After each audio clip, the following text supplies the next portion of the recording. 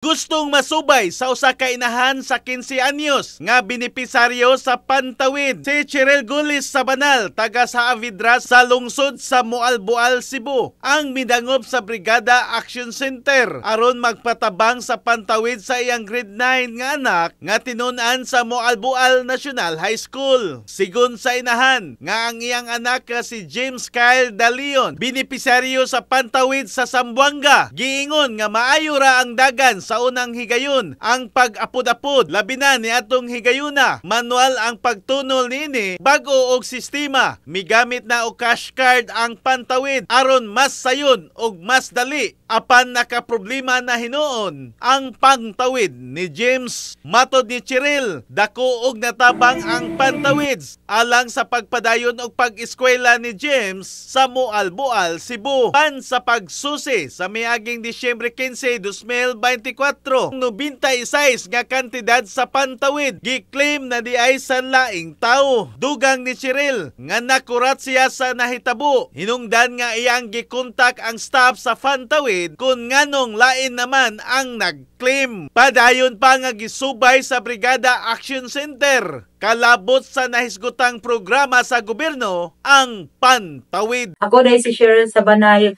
mama ni James Caldalion, ang akong anak, membros o pantawid dito sa Zamboanga.